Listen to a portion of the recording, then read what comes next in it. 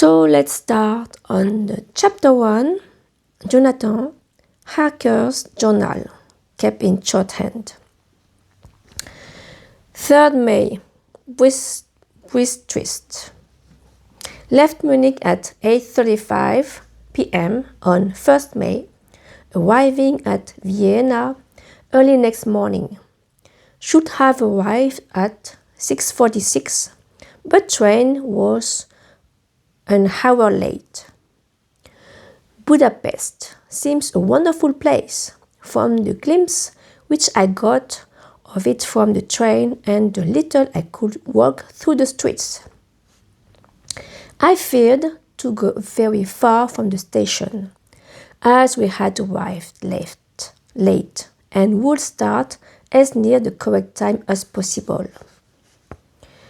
The impression I had was so that we were leaving the west and entering the east. The most western of splendid bridges over the Danube, which is here of noble width and depth, took us among the traditions of Turkish wool. We left in pretty good time and came after nightfall to Klausenburg. Here I stopped for the night at the Hotel Royal. I had for dinner, or rather supper, a chicken done up with somewhere with red pepper, which was very good but thirsty. Get reprise from Mina. I asked the weather, and he said it was called paprika handel, and that, as it was a national dish, I should be able to get it anywhere along the Carpathians. I found my smattering of German very useful here. Indeed, I don't know how I should be able to get on without it. Having had some time at my disposal when in London, I had visited the British Museum and made search among the books and maps in the library regarding Transylvania. It had struck me that some foreign knowledge of the country could hardly fail to have some importance in dealing with a nobleman of that country. I found that the district he named is in the extreme east of the country, just on the borders of three states, Transylvania, Moldavia and Bukovina, in the midst of the Carpathian Mountains, one of the wildest and least known portions of Europe. I was not able to light on any map or work giving the exact locality of the castle Dracula, as there are no maps of this country as yet to compare with our own Ordnance Survey maps. But I found that Bistritz, the post town named by Count Dracula, is a fairly well-known place. I shall enter here some of my notes, as they may refresh my memory when I talk over my travels with Mina.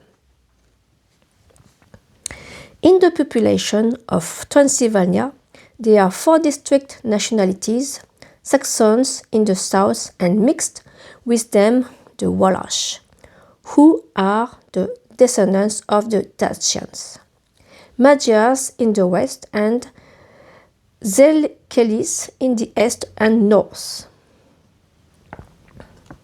I am going among the latter, who claim to be descended from Attila and Huns.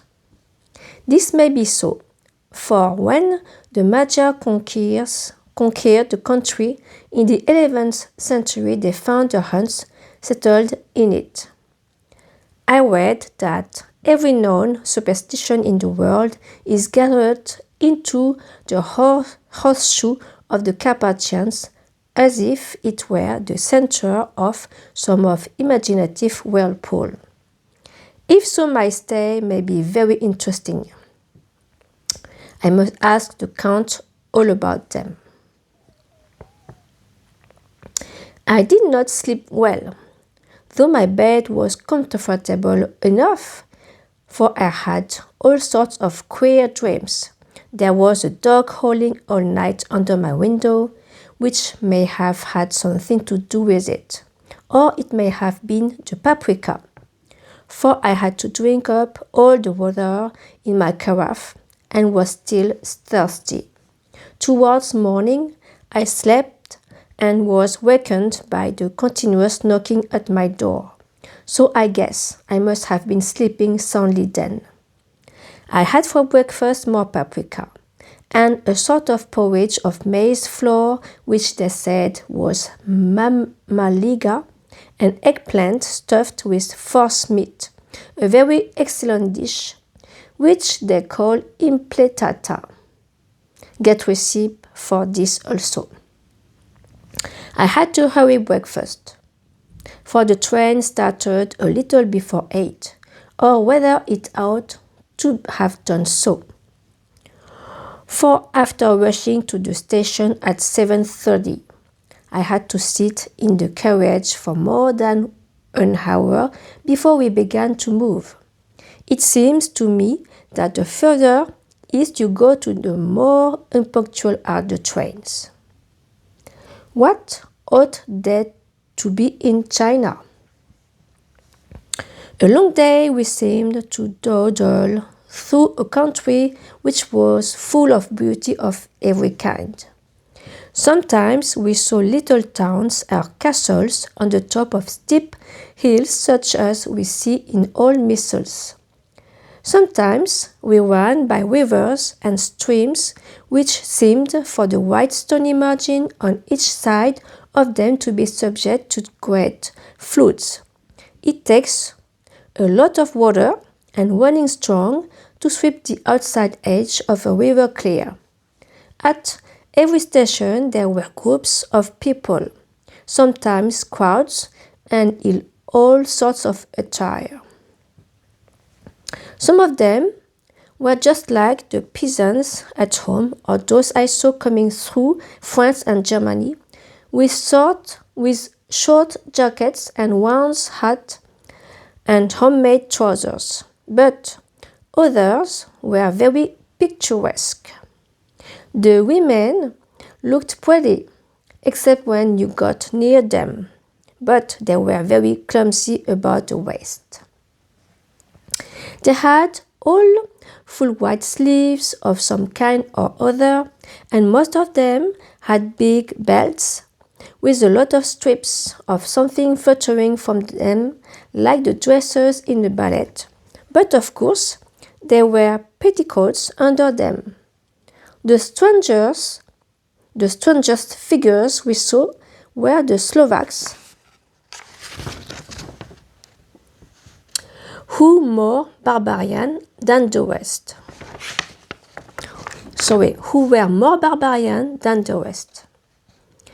With their big cowboy hats, great baggy dirty white trousers, white linen shirts, and enormous heavy leather belts, nearly a foot wide, all studded over with brass nails. They wore high boots with their trousers tucked into them and had long black hair and heavy black mustaches.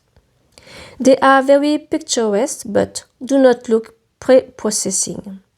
On the stage, they will be set down at once and some old oriental band of brigands. They are, however, I am told, very harmless and rather wanting in natural self-assertion. It was on the dark side of twilight when we got to Brest, which is a very interesting old place, being practically on the frontier, for the Borgo Pass leads from it into Bukovina. It has had a very stormy existence, and it certainly shows marks of it.